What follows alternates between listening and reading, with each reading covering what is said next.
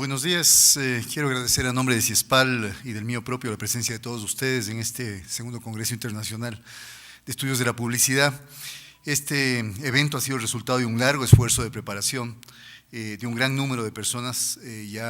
Gisela se ha adelantado a agradecer, quiero hacerlo también de mi parte.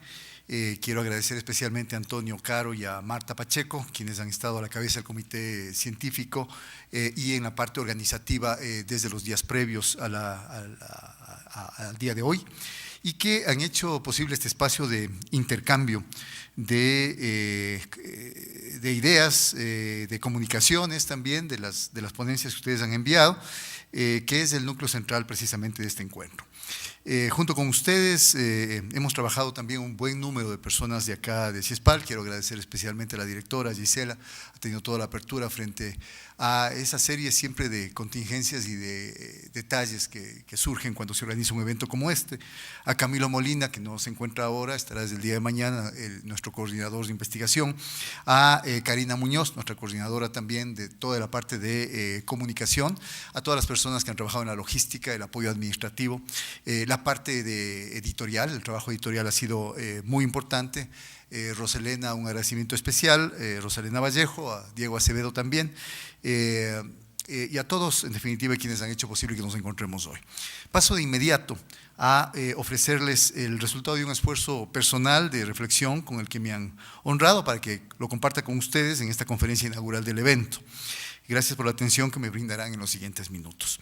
El título de la presentación puede sonar un tanto pomposo, cada uno habla desde los lugares un poco en los que se ha movido en el campo de la reflexión, pero solamente quisiera decir que esto revela más bien mis sesgos de formación y mi intención y compromisos propios. El título es Una crítica política y cultural a la magia contemporánea. Esa es la imagen que yo tengo de la publicidad, por eso la denomino así, publicidad y mercantilización de la vida, y eso está ligado con la necesidad de no olvidarnos precisamente cuál es la predominancia de la publicidad en cuanto a quién sirve hasta ahora. Si me pidieran un resumen de lo que he preparado, podría decir lo siguiente: la comunicación reclama todos los derechos y dispone de todas las libertades en el mundo contemporáneo. Esta presencia tiene su propia historicidad. Una vez agotado el ciclo de la modernidad productivista, nos ubicaríamos en la del capitalismo de consumo. Una serie de importantes teóricos sociales y filósofos nos advierten de este cambio a nivel estructural que implica el primer gran desafío para pensar la publicidad, puesto que el acumulado histórico y de conocimiento anterior alude a otros objetos societales más materiales, entre comillas, y epistémicamente quizá más relevantes para la teoría social. Lo que se propone en esta ponencia es una aproximación que más bien retome la reflexividad crítica y se entrecruce con una mirada política y cultural de la publicidad. La publicidad representa, como les digo, para mí la magia moderna, pero es una magia que opera con gran efectividad al margen de la conciencia y de la racionalidad de los sujetos, y aquí viene la primera paradoja, porque teóricamente pensábamos en una sociedad que iba ascendiendo hacia esos niveles y que deviene en totalmente servil al espíritu del capitalismo global financiero.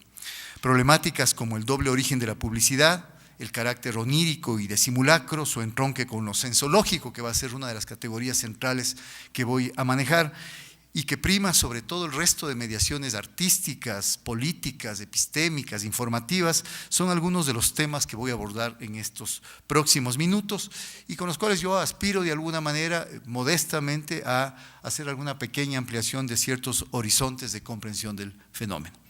Quisiera empezar con la lectura de dos epígrafes que son muy significativos en el trabajo, o han sido muy significativos en el trabajo de preparación de esta ponencia. Leo el primero. Sumando en sí mismo la lógica del periodismo, de la moda, de la publicidad, del mercadeo, de la tecnología y de la especulación financiera, en la cual la criminalidad juega un papel central, la comunicación ha creado un horizonte global en el cual el capital de notoriedad acumulado con cualquier medio vale mucho más que cualquier otro valor. Esto ha estado acompañado por una general infantilización y puerilización de las poblaciones en todo el mundo.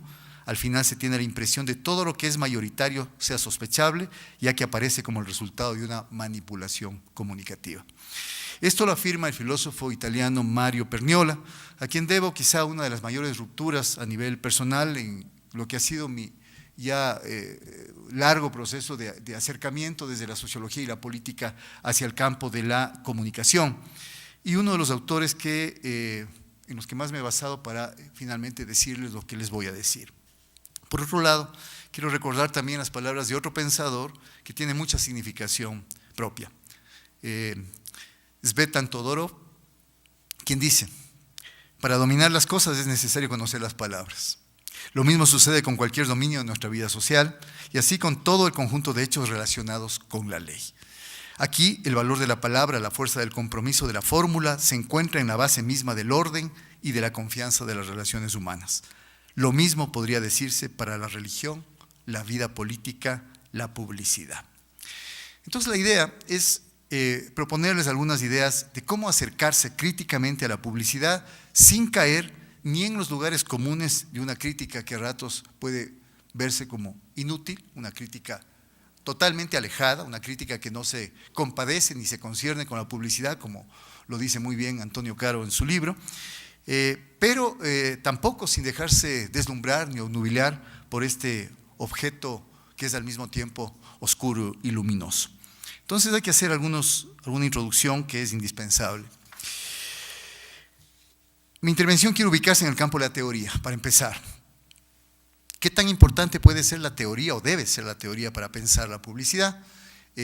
Con la lectura que se ha hecho de muchos de las ponencias, uno encuentra un gran trabajo de reflexión basada y asentada en metodologías que provienen de la semiótica, que provienen del análisis de discurso, etcétera, etcétera.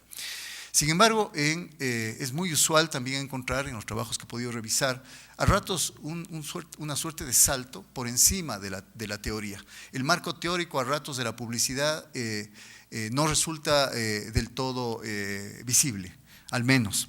Y desde ese punto de vista creo que hay que tener algunas precauciones con la necesidad de reflexionar teóricamente. Por eso quiero empezar mi intervención recordando algunas palabras de un crítico cultural que yo creo que es muy importante hoy en día y que se refiere a la tarea intelectual en los turbulentos tiempos actuales. Se trata de Terry Eagleton, quien reconoce los alcances de la teoría crítica y sin ambajes nos previene contra la desmesurada ampliación del campo de las ciencias sociales y humanas. Aquí podría caber el estudio de la publicidad y esos riesgos que anota precisamente Eagleton pueden estar presentes acechándonos en los estudios sobre publicidad. Eagleton nos dice que si por teoría entendemos una reflexión razonablemente sistemática sobre las suposiciones que nos orientan, aquella sigue siendo, la teoría, tan indispensable como siempre.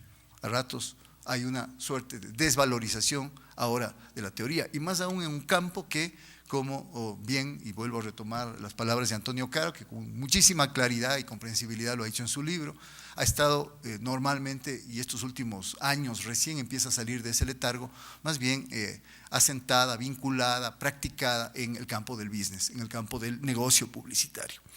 Actualmente vivimos en una época, dice Eagleton, que podríamos llamar como la que sigue a la alta teoría, en una época que tras enriquecerse de punto de vista de pensadores de la talla de Althusser, de Barthes, de Derrida, también los ha superado en algunos aspectos. ¿Esto a dónde apunta? A que las cuestiones intelectuales han dejado de ser un asunto absolutamente serio que se termina encerrando en torres de marfil y han pasado más bien a pertenecer al mundo de los medios de comunicación y de las grandes superficies comerciales. Como tales, estas preocupaciones teóricas se reintegran a la vida cotidiana. Hay una especie de simbiosis nuevamente de los fenómenos culturales que se está viendo en la sociedad y de las preocupaciones intelectuales que no dejan de estar marcadas por la politicidad y por la cultura. Pero, en cambio, también nos advierte Eagleton que esta nueva teoría, estas nuevas teorías que se amplían en su perspectiva y en sus horizontes, corren el riesgo de perder su capacidad de someter a crítica a esa cantidad de nuevos fenómenos que van apareciendo y a los cuales los van abordando. Esos nuevos fenómenos que surgen de lo que dice y llama un capitalismo consumista más ladino, que nos persuade de que satisfagamos nuestros sentidos y nos complazcamos con tan poca mala conciencia como sea posible. Yo diría, esa es una primera aproximación a lo que en calidad de espectador de la publicidad, de alguna manera he sentido cuando he estado frente al fenómeno. Eagleton también afirma que otro de los triunfos de las virtudes de la teoría cultural contemporánea ha sido incorporar elementos de la cultura popular como temas dignos de estudio. Yo creo que todavía resta mucho por pensar a la publicidad como parte de la cultura popular hoy en día. Más bien la cultura popular ha sido un concepto y un campo de estudios, más que un concepto que se ha ido más bien paulatinamente retirando de las preocupaciones contemporáneas. Y se ha ido a su vez, ha ido emergiendo la publicidad como un campo, los estudios de la publicidad como un campo autónomo. Yo más bien propondría que ambos vuelvan otra vez a tener alguna dimensión de simbiosis. El academicismo tradicional ha obviado durante siglos la vida cotidiana de la gente común. No simplemente la vida cotidiana, sino también estos otros elementos, hablemos de la sexualidad, hablemos de la cultura popular, hablemos de los usos, estos usos tan cotidianos ahora de la tecnología. Pero finalmente han sido legitimados como temas de estudios y esto ha contribuido a echar abajo el dogma puritano de que una cosa es la seriedad y otra cosa el placer. Esta es una segunda idea. No podemos nosotros desligar nuestra aproximación a la publicidad de dos elementos. Uno, el elemento más lúdico de la publicidad, un elemento ciertamente placentero que está y debe estar presente en la producción publicitaria y por supuesto en la recepción publicitaria, pero al mismo tiempo ese otro elemento que a ratos no se lo toma en cuenta, por el riesgo de pensar nuevamente de que podemos caer en el problema de creer que la publicidad tiene efectos hipnóticos y omnipotentes, que es precisamente ese malestar y esa frustración que la publicidad siempre deja cuando nosotros la inscribimos en este recuadro más bien de que está al servicio de un sistema. Está al servicio de un sistema capitalista, especulativo, donde efectivamente las imágenes y los signos ahora tienen un valor especial. Ya vamos a ver más adelante, hay un montón de autores, y ustedes lo saben perfectamente bien, que ya han abordado ese tema, pero creo que vale la pena decirlo. Más allá de este tono irónico de Eagleton, lo que deja en claro este autor es que este giro hacia otro tipo de teoría, diferente de la existente en los 60s o en los 70s, nos posibilita entender que las ideas culturales cambian junto al mundo sobre el cual reflexionan. Creo que esto es clave desde el punto de vista epistemológico. De esta forma, si en las décadas de los 60s y los 70s la cultura empieza a significar también cine, imagen, moda, estilo, marketing, publicidad y medios de comunicación, los signos y los espectáculos empiezan a extenderse a lo largo y ancho de toda la vida social, en un proceso imparable que ha seguido hasta ahora. De esta forma, la década de los 60 fue agobiante y desinhibida, dice Eagleton, pero marcó esta primera preocupación, diría yo, por el conocimiento envasado, por la publicidad y por el despótico poder de la mercancía. Este despótico poder más bien ubicado en el orden de lo semiótico.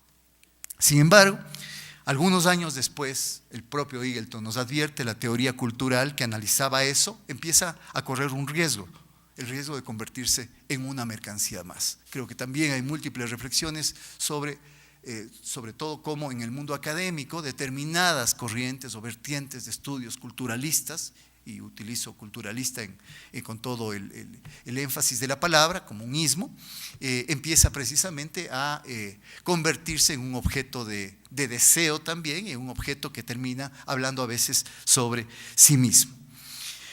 De todas formas, en la década de los 80 y de los 90, en el frenesí de la cultura consumista, precisamente emerge esta época triunfante de la publicidad comercial que cambia de sentido, como ustedes perfectamente saben, esta publicidad que ya no es del producto, esta publicidad que está muy lejos de aquella primera publicidad donde había algún rasgo, algún residuo, alguna ruina de información sobre el objeto referencial y se convierte en la publicidad de la marca y rompe ahí este salto cualitativo efectivamente con esta relación objeto-imagen. Desde ese punto de vista, creo yo, y comparto con Eagleton en esta primera parte de la reflexión, que ya no podemos seguir con cierta inocencia que algunas corrientes de las humanidades han tenido. Esta reflexión crítica que conocemos como teoría nos obliga a que tomemos conciencia o una nueva conciencia de aquello que estamos hablando, de ese objeto indócil hasta hace no mucho, pero también de dónde está encuadrado, cuál es el marco en el cual funciona de manera real ese objeto al que podríamos llamar publicidad. Hoy día, entonces, que vivimos en este mundo tan abarrotado de presidentes que son actores de cine, de mercancías que son eróticamente atractivas, de espectáculos políticos y de una industria cultural que mueve billones de dólares, la dominación política y los efectos de sometimiento que pueden la publicidad tener no son temas menores. Cierto es que la cultura siempre se ha ocupado de los signos y de las representaciones, pero ahora tenemos a una sociedad en un franco proceso de culturización casi totalitaria, como diría Perniola, y eso nos obliga a ser más cuidadosos cuando hacemos este abordaje cultural. Con este largo preámbulo, las preguntas de fondo que creo yo tienen pertinencia, y el objeto un poco de esta exposición no es más que provocar quizá algunas preguntas nuevas y quizá dar algún pequeño giro de la manera como estamos pensando la publicidad, no es otra cosa, son las siguientes. ¿Cómo conservar en los momentos actuales esa necesidad de practicar la teoría político-cultural, la práctica de esta teoría político-cultural, como diría Althusser, a la vez que de ampliar las capacidades reflexivas críticas hacia objetos antaño despreciados por esa misma teoría? ¿Cómo acercarse a ese objeto llamado publicidad sin hacer las veces ni de ese crítico de sofá nocturno, como alguien ha llamado, alejado de la vivencialidad que efectivamente a través de la cual opera la publicidad, pero conservando al mismo tiempo esta búsqueda de objetividad y a la vez de compromiso con la crítica? De hecho, yo soy absolutamente consciente que estoy frente a un auditorio, ustedes, quienes seguramente saben mucho más que yo sobre cómo está estructurada la publicidad. La han estudiado muchos más años. A mí se me ha encargado hacer la preparación de esta conferencia y para mí significó precisamente esto un reto, porque era un tema que me había tocado parcialmente y lateralmente en algunas otras indagaciones anteriores que había hecho, pero nunca había abordado quizá el tema más de fondo. Y desde ese punto de vista, lo único que podría confesar sin pudor es que efectivamente, respecto a la parte vivencial, yo también he experimentado ese deslumbramientos y esos malestares que se provocan a nivel subjetivo con la publicidad. Que ha habido montones de veces en las que obedientemente dejé que las imágenes brillantes de la publicidad, esas imágenes reiterativas, me cuenten una y otra vez la misma historia. En esta reiteración del relato, en esta reiteración que está muy cercana quizá a la reiteración mítica, quizá está uno de los puntos centrales donde yo ubico quizá el espacio donde podríamos nosotros entender se mueve la publicidad. Otras veces he dejado que me enseñe un goce que parece natural sin serlo. Este es otro de los efectos de la publicidad. En unas pocas ocasiones me ha provocado alguna tenue reacción resistente de inquietud y hasta enojo personal. He trabajado algunos años dirigiendo algunas investigaciones que tratan el tema de la recepción mediática, por ejemplo. Y es curioso porque en realidad quizá uno de los campos donde menor resistencia hay, menor soberanía, si ustedes quieren, del sujeto hay, es precisamente el campo de la publicidad. La publicidad está construida, está elaborada precisamente para disminuir los niveles de fricción, al mismo tiempo que algún autor llamaría el capitalismo actual es un capitalismo sin fricción. La publicidad, yo me atrevo a decir, quizá es un discurso, el discurso menos friccionante de todos. Pero lo que parece ser una gran desventaja, este reconocimiento y esta confesión que les hago a ustedes, quizá pueda implicar, y espero, una cercanía diferente con ese objeto del que ustedes hablarán durante estos 3 días. Me conformo entonces con provocar en ustedes algunas dudas o preguntas nuevas. Y desde ese punto de vista me voy a remitir a el autor que me ha ayudado más a preparar esta reflexión, que es precisamente Perniola. Este profesor de filosofía, este profesor de estética de una universidad romana, plantea efectivamente que la teoría se determina en oposición estructural a la ideología. que nos guste o no, querramos o no, optemos por ese camino o no de ubicar a la ideología está presente imprescindiblemente para juzgar críticamente a la publicidad. Pero Perniola va un paso más allá. Perniola habla de que quizá ahora la comunicación, como el gran marco acogedor de la publicidad, es la más portentosa, la más potente de las ideologías desarrolladas hasta ahora.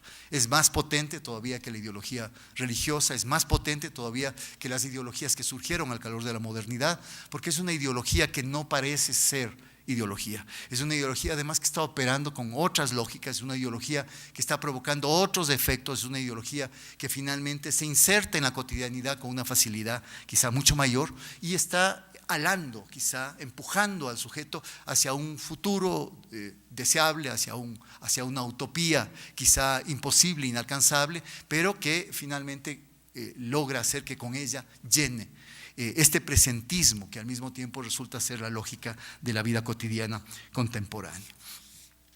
Es esta apuesta, es decir, reconocer que hay una dimensión ideológica de la publicidad y que esta dimensión ideológica de la publicidad está inextricable, íntimamente ligada con el consumo y un consumo espectacularizado. El consumo ahora no es simplemente, y nadie podría animarse a decir eso, es una obviedad lo que digo, que el consumo ahora sea el producto de una decisión racional. Esa racionalidad no existe, hay otro tipo de lógica y esta es precisamente quizá el aspecto más fascinante para el estudio de la publicidad. La reflexión crítica tiene que apuntar a buscar la verdad, pero aquí nos aparece otra pregunta que nos es incómoda. ¿Cuál es la verdad de la publicidad? ¿Es la verdad de los efectos que acabo de mencionar? Una verdad que finalmente permite que el sujeto casi se aúne con la publicidad y después simplemente se separe de ella como si nada y sin que parezca que ésta deje efectos perdurables en el sujeto. ¿O efectivamente hay algo más? Y hay una necesidad de una preocupación por la verdad, por cómo la publicidad, por ejemplo, esta narrativa comunicativa está afectando las identidades sociales, cómo finalmente está transformando la realidad.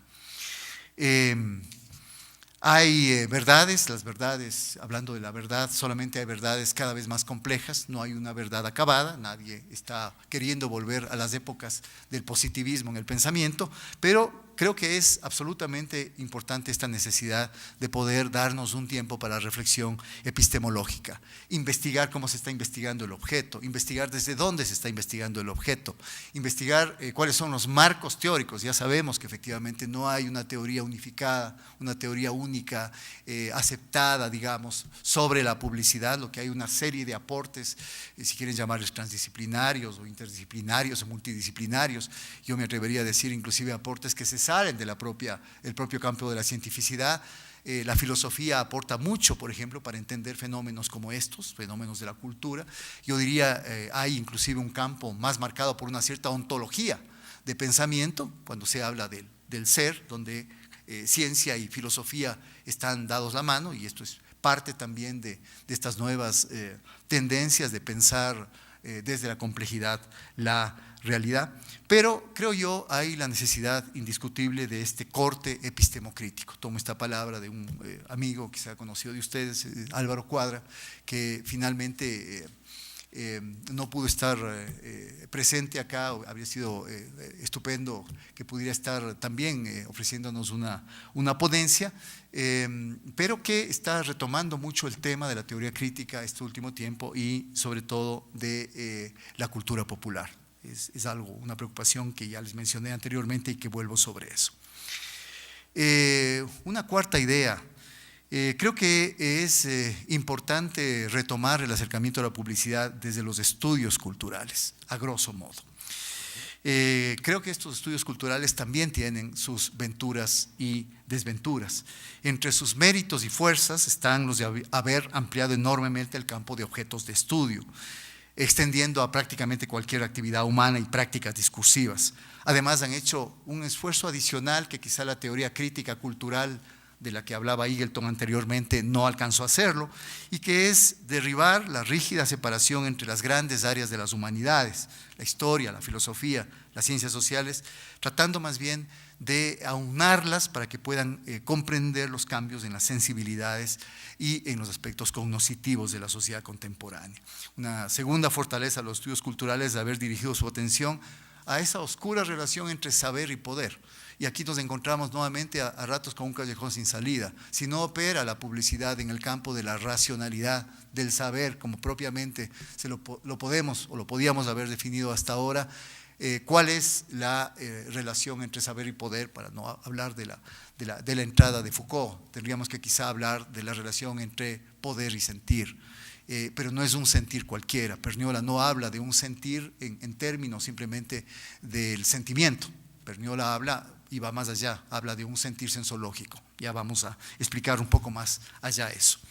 Sin embargo, las luces y la lucidez siempre vienen acompañadas de sombras y desvaríos. Y también esto le sucede a los estudios culturales.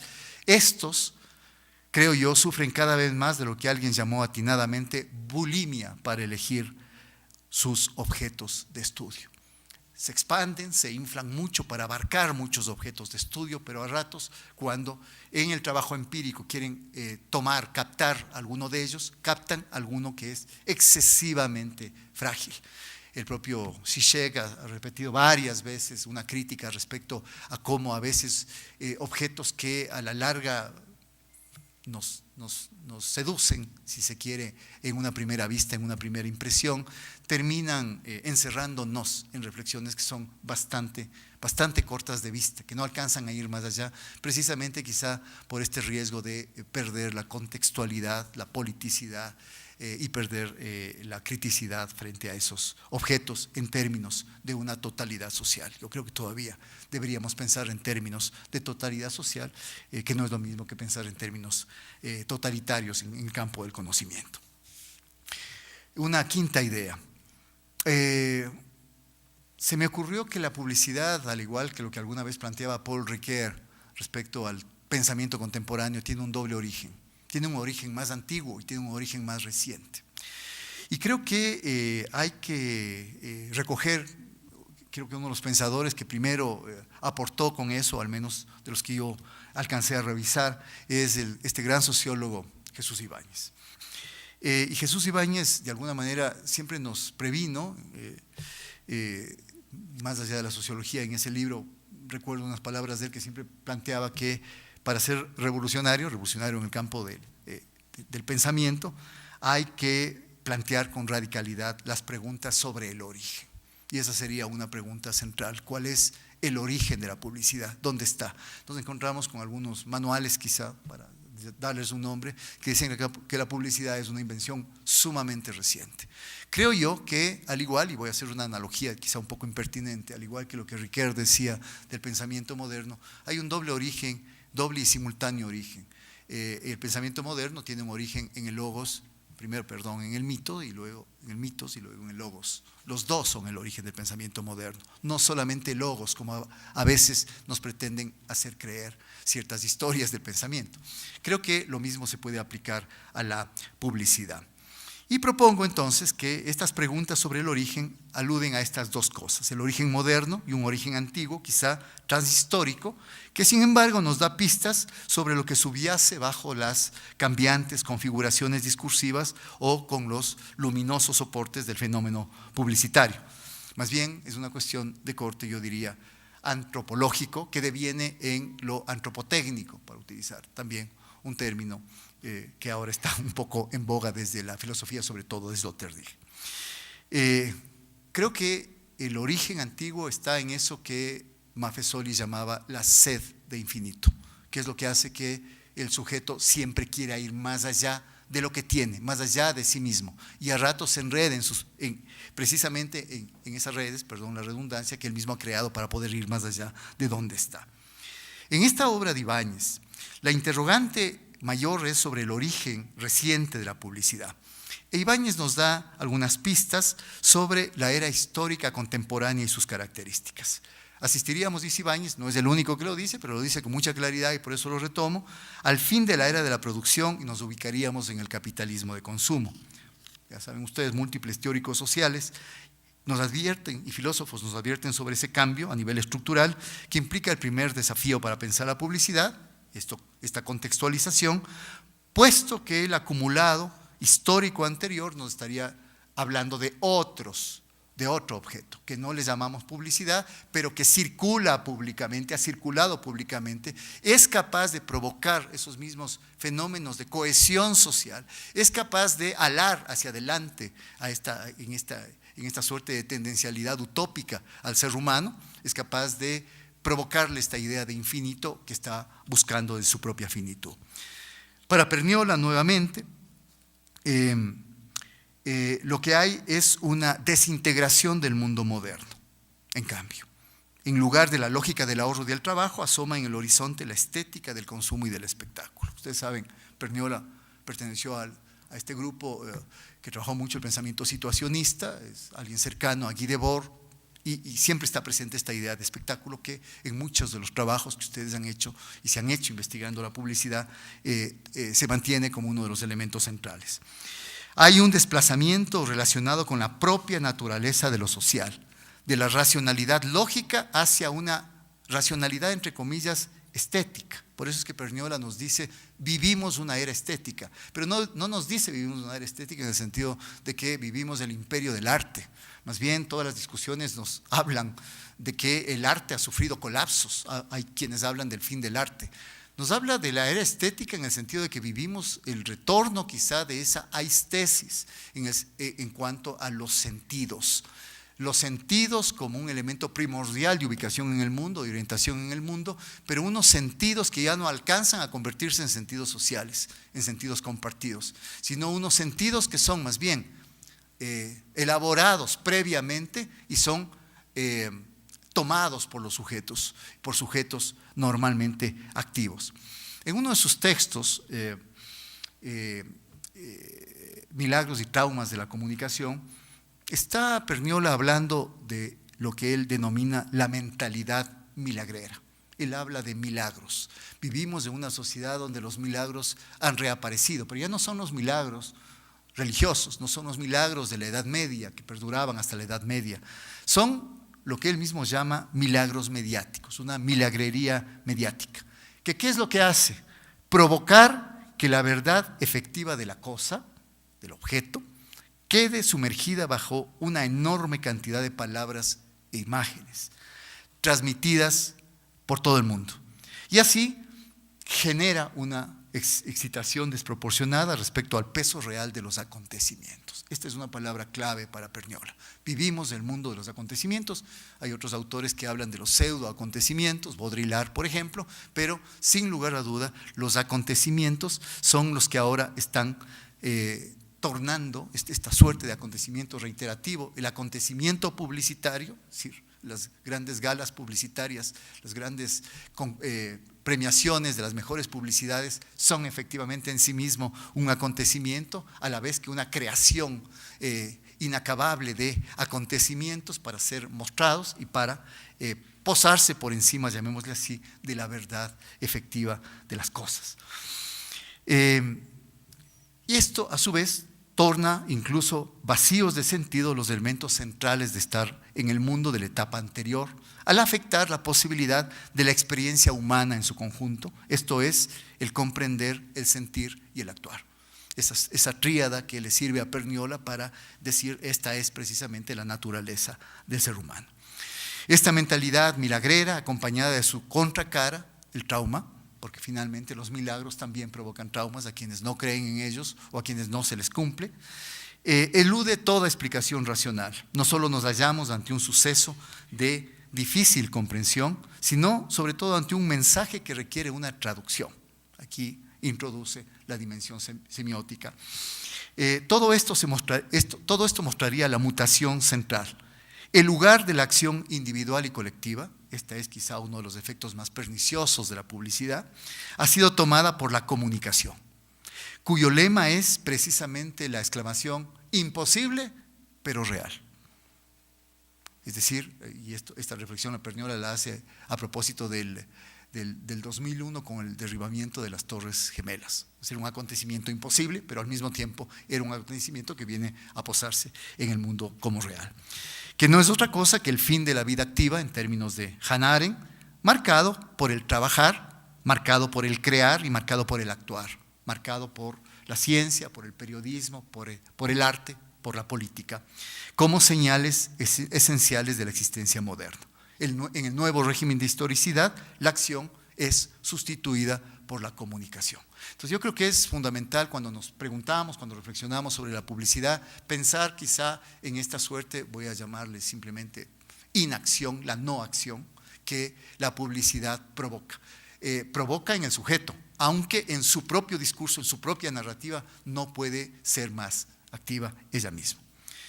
Pero, ¿qué es lo que la comunicación es capaz de hacer ahora? Ni más ni menos, cuando hablo de comunicación, entiéndase publicidad, ni más ni menos que crear un producto que ocupa un lugar intermedio entre lo verdadero y lo falso.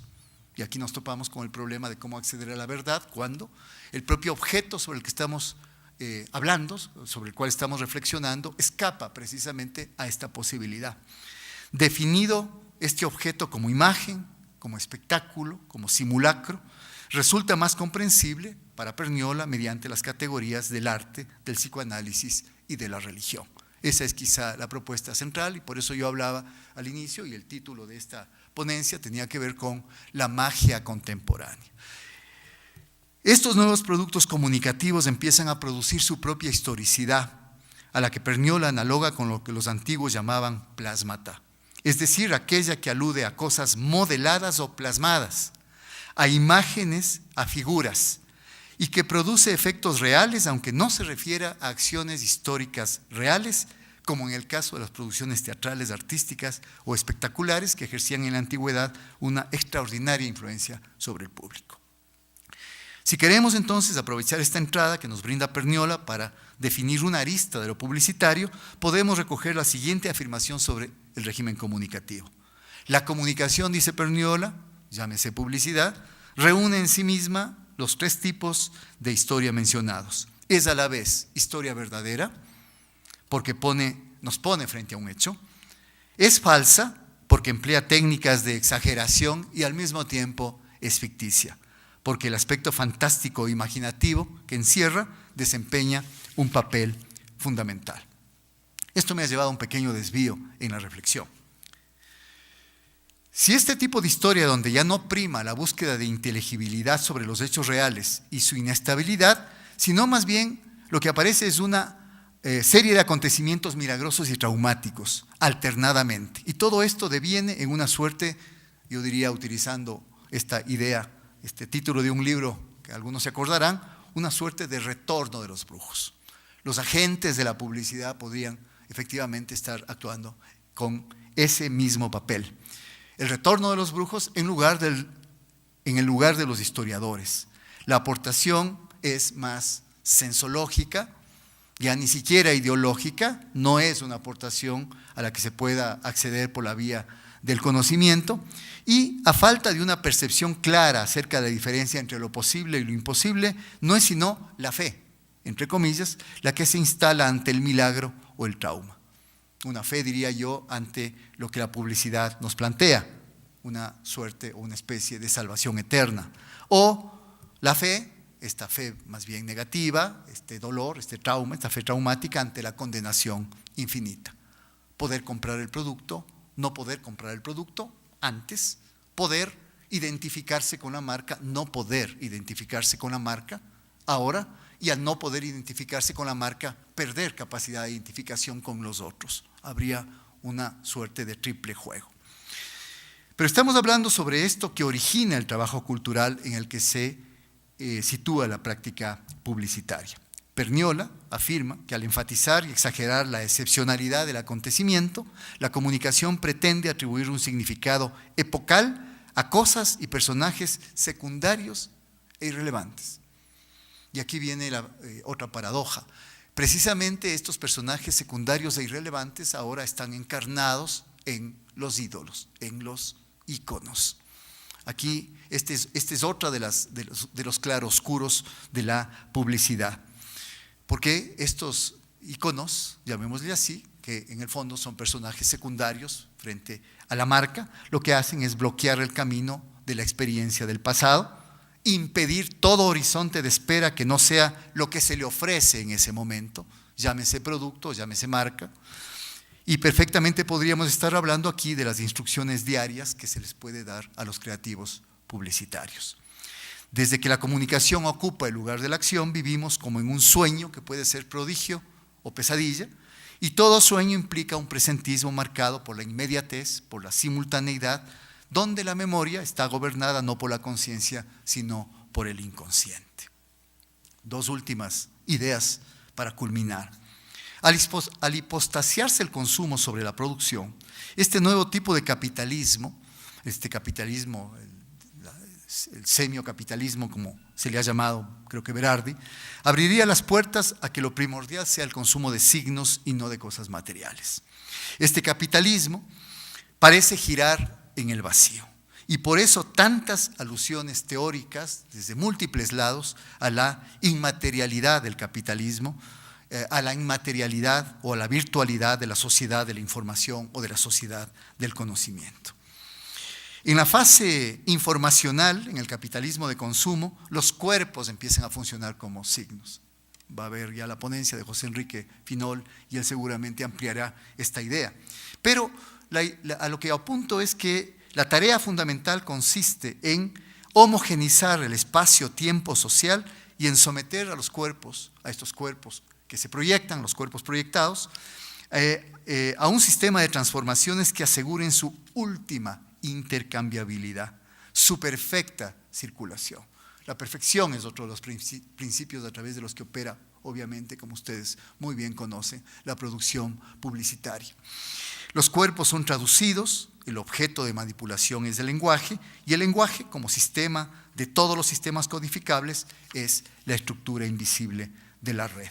Pero no hay que olvidar que capitalismo es capitalismo y que su lógica se basa en la acumulación de capital, y ello es posible con el intercambio de mercancías. Para ello hay que estimular la adquisición cada vez más frenética, y por eso el capitalismo de consumo conlleva dos rasgos inherentes. Siempre habrá más necesidades que bienes y servicios para satisfacerlas, y lo que esta sociedad produce son necesidades siempre nuevas y variadas.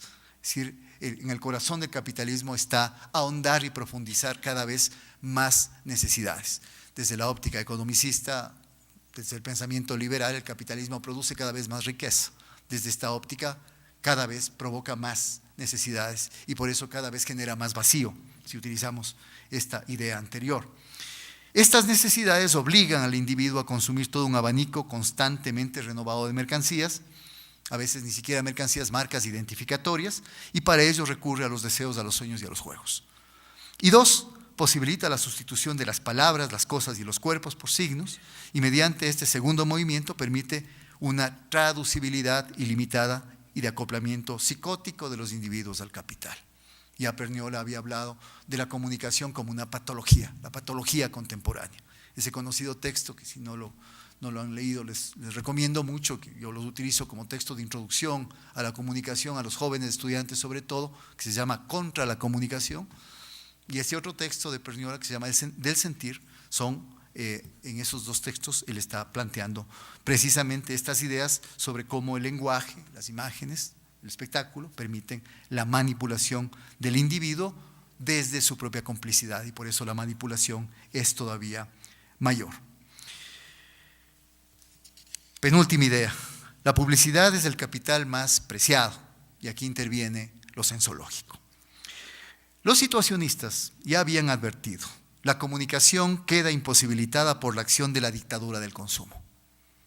Esa comunicación moderna, esa aspiración, digamos, de la comunicación moderna.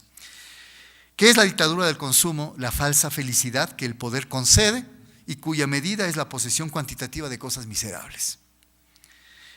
El intercambio que anula la dimensión cualitativa de los objetos, el uso alienado de la técnica, el imperativo económico, todas estas son las razones por las cuales la comunicación imposibilita la acción. Por último, el poder actúa también a través de un conjunto de falsos atractivos, de seducciones que imposibilitan toda realización. A esto Perniola lo retoma y lo llama capital de notoriedad. Hacerse ver, hacerse notar. Eso es lo que le importa al sujeto y esto es lo que le permite al menos sentir la publicidad. La publicidad le permite sentirse visto, la publicidad le permite sentirse deseado, notado. Y para eso está lo que Perniola llama la manipulación comunicativa, aún a sabiendas que toda comunicación es manipulación. Como dice Simmel, cuando el individuo compra, es porque aprecia el objeto y desea consumirlo, y expresa eficazmente ese deseo en y con un solo objeto, que es el que entrega cambio en su filosofía del dinero. De este modo aumenta el aspecto subjetivo, en cuya diferenciación y creciente separación entre función y contenido, pasa a ser un valor, entre comillas, es decir, una relación objetiva y suprapersonal entre los objetos. Esta es la circularidad del mundo o del fenómeno publicitario. Si retomamos a Perniola, Perniola diría que el resultado de todo esto es la cosificación del sentir, donde predomina lo sensológico. ¿Qué es lo sensológico? Este tipo de sentir impersonal, no es el sentir en la acepción común del término, que se manifiesta en la suspensión de las pasiones subjetivas y en la ritualización de los estados modificados de la conciencia. Hay todo un proceso en marcha. Las teorías críticas de la sociedad han abordado el primero de estos fenómenos, al que alude Perniola, y más bien el segundo tiene que ver con este origen más remoto de las búsquedas espirituales, de esta sed de infinito, y donde no sería sino la publicidad la que estaría ocupando ese lugar. En la era estética que vivimos hoy, la sensología es la nueva forma de poder. Está íntimamente ligada con formas de conocer. Los campos estratégicos de esta nueva forma de sentir no son ni el cognoscitivo ni el práctico, sino el de la aistesis. En este sentir no solo se ha transformado profundamente el objeto, sino la propia sensibilidad del sujeto y su afectividad. Para nosotros, dice Perniola, los objetos, las personas y los sucesos son algo ya sentido. Esta es la idea central de este filósofo. Ya vienen envasados. Nos absorben con una nota sensorial, emotiva y espiritual, pero determinada de antemano, lo que le exime al ser humano de su participación, pero también le exime de ser indiferente ante el fenómeno. Antes quizá uno podía virar la cara o dar las espaldas. Ahora ya no. Ahora ya le exime de ser sensible realmente, pero al mismo tiempo le exime de ser insensible. Se ve golpeado. Le libra de la carga, eso sí, del esfuerzo, de la responsabilidad, de la elección. El sentir ha adquirido una dimensión anónima, impersonal y socializada. Y termino entonces volviendo a Todorov. Todorov habla directamente de discurso mágico. Todorov dice que el simple hecho de la significación es en sí mágico. Y con eso nos remite a los efectos de las palabras y las imágenes, a su potencia y a lo que durará o no durará después. Este es el consumo, y si no, al menos el shock que producirá el no consumo. En definitiva, como él mismo aclara, la magia no es un enunciado, sino una enunciación. Esta se compone del enunciado de los interlocutores, de las circunstancias espaciotemporales, así como de las relaciones entre los diversos elementos. Así queda la magia de la publicidad al descubierto. Además está acordar con Todorov que el discurso mágico de la publicidad es una subespecie del discurso narrativo. La fórmula mágica es el microrrelato. Y aún más, el relato de la fórmula mágica posee un rasgo específico que lo distingue inmediatamente de la mayoría de los otros relatos. Es el hecho de lo que él designa una acción virtual, no real. Una acción que todavía no se ha realizado, pero que está a punto de serlo. Esta especie de el casi, pero que finalmente no se termina realizando. ¿Cómo puede encontrarse otra forma de discurso con propiedades análogas, a pesar de lo que comúnmente no sea calificado de mágicas? Existe una, el eufemismo, nos dice Todorov. El eufemismo es magia usada por todos.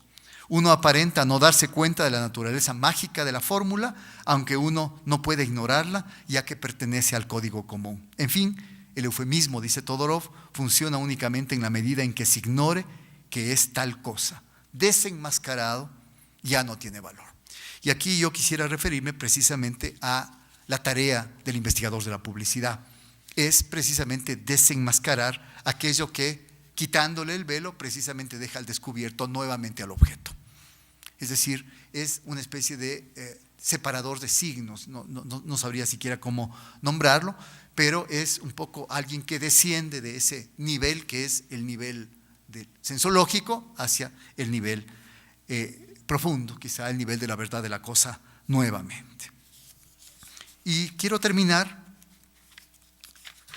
porque me he demorado bastante, ya que diciéndoles que las reflexiones anteriores, modestamente lo que han pretendido es suscitar algunas reflexiones que quizá para alguien como yo nos extravíen de los sentidos comunes que teníamos establecidos acerca de la publicidad.